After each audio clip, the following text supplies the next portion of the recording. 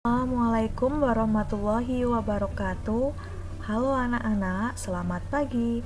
Kembali lagi dengan Bu Rima. Hari ini kita melanjutkan pembelajaran tema di muatan IPA bagian 2. Beberapa waktu lalu kita sudah belajar IPA tentang apa ya? Ada yang masih ingat? Ya, kita sudah belajar tentang bunyi dan juga jenis-jenis bunyi serta perambatannya. Hari ini kita akan sedikit melanjutkan materi IPA tentang bunyi juga. Anak-anak sudah tahu bahwa di Indonesia itu banyak sekali keragaman. Ada keragaman alat musik, ada makanan tradisional, ada rumah adat, dan lain-lain. Nah, di sini ada gambar alat musik. Apa ya nama alat musik tersebut? Apakah anak-anak masih ingat? Kemudian, bagaimana cara memainkannya agar alat musik tersebut mengeluarkan bunyi? Nah, kalau yang ini adalah alat musik tifa, berasal dari daerah Papua. Cara memainkannya dengan cara dipukul. Kalau yang ini alat musik angklung, berasal dari daerah Jawa Barat. Cara memainkannya yaitu dengan digoyangkan. Nah, anak-anak, selain ada keragaman alat musik, ada juga keragaman permainan tradisional. Contohnya ada gobak sodor dan juga di sini ada permainan benteng-bentengan. Edo dan teman-temannya sedang bermain benteng-bentengan di lapangan desa mereka. Permainan tersebut salah satu contoh keragaman yang ada di lingkungan kita. Mereka asyik bermain sambil berteriak, tertawa, serta bersenda gurau. Nah, mengapa ya semua anak kok bisa saling mendengar suara teman-temannya dengan jelas padahal di tempat lapangan yang luas? Nah, untuk menjawabnya, mari kita belajar bersama-sama. Setelah kalian sudah tahu apa itu bunyi, pengertiannya bunyi, nah tentu saja bunyi itu berasal dari sumber bunyi. Sumber bunyi artinya adalah segala sesuatu atau segala benda yang bergetar dan menghasilkan bunyi. Contohnya adalah pita suara manusia. Kemudian ada juga dari sumber bunyi berasal dari alat musik. Suara manusia berasal dari pita suara yang bergetar. Di sekeliling pita suara terdapat otot yang menggetarkan pita suara dan mengatur tinggi rendahnya suara. Kemudian ada juga suara alat musik, itu berasal dari getaran alat musik tersebut. Contohnya pada gambar ini yaitu suara gitar berasal dari getaran senar yang dipetik. Kalau suara seruling, Bu? Oke, kalau suara seruling berarti berasal dari udara di dalam seruling yang bergetar karena apa? Karena ditiup. Nah, yang selanjutnya adalah mesin bermotor. Oke. Bunyi deru kendaraan bermotor itu berasal dari mesin bermotor. Ketika dinyalakan, beberapa logam pada mesin saling bergesekan dan bergetar sehingga menimbulkan bunyi. Yang selanjutnya ada garpu tala. Apa itu garpu tala? Garpu tala merupakan sepotong baja yang memiliki cabang sejajar dengan ukuran yang sama.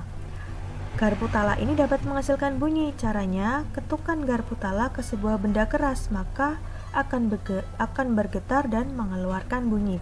Biasanya garpu tala ini digunakan di bidang permusikan. Nah, selain kita tahu apa itu tadi sumber bunyi, nah, bunyi itu bisa terdengar, salah satu sifatnya karena bunyi itu dapat merambat. Pertemuan kemarin kita sudah menyinggung sedikit ya. Bunyi itu dapat merambat melalui udara, melalui benda padat, dan juga melalui benda cair. Melalui udara contohnya, kita bisa mendengar suara televisi, bisa sampai ke telinga kita. Kita dapat mendengar kicauan burung, juga dapat mendengarkan penjelasan guru saat di depan kelas. Kemudian, bunyi merambat melalui benda padat. Itu bisa merambat melalui benda kaleng, benang, kayu, batu, besi, dan lain-lain yang berbentuk padat. Selanjutnya ada bunyi itu bisa merambat melalui benda cair. Contohnya, batu yang dilemparkan ke air akan menggetarkan molekul air di sekitar batu sehingga sampai ke telinga kita. Ada juga contoh yang lainnya. Paus itu dapat berkomunikasi sejauh ratusan kilometer dengan paus lainnya. Nah, di sini ada contoh anak-anak sedang saling mengobrol. Nah, ini membuktikan bahwa bunyi itu merambat melalui udara. Nah, ini contoh sifat bunyi dapat merambat melalui benda padat. Dan yang ini bunyi merambat melalui benda cair. Ada seorang anak mengetukkan batu ke ember yang berisi air.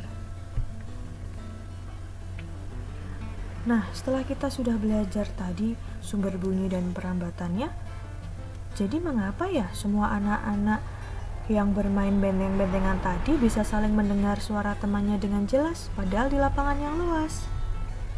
Karena pertama, terdapat sumber bunyi, yaitu sumber bunyinya apa? Sumber bunyinya adalah suara anak-anak. Kemudian karena ada sifat bunyi, yaitu sifat bunyi yang dapat merambat melalui udara, sehingga mereka bisa saling mendengar suara dengan jelas walau di lapangan yang luas. Bagaimana anak-anak, sudah bisa dipahami?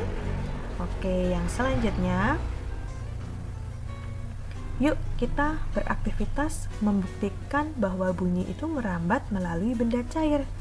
Oke, tugas anak-anak hari ini adalah silahkan praktek, yaitu kurang lebih seperti gambar anak ini.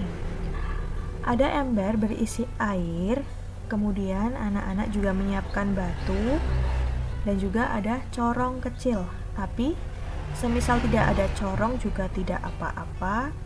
Jadi cara kerjanya adalah ember tersebut diisikan air, kemudian anak-anak silahkan duduk atau jongkok di dekat ember tersebut, kemudian sambil mengetukkan batu ini ke pinggir embernya, dan jika menggunakan corong, telinganya silahkan dekatkan ke corong. Nah, dengarkan apakah suara ketukan dari batu tersebut terdengar atau tidak.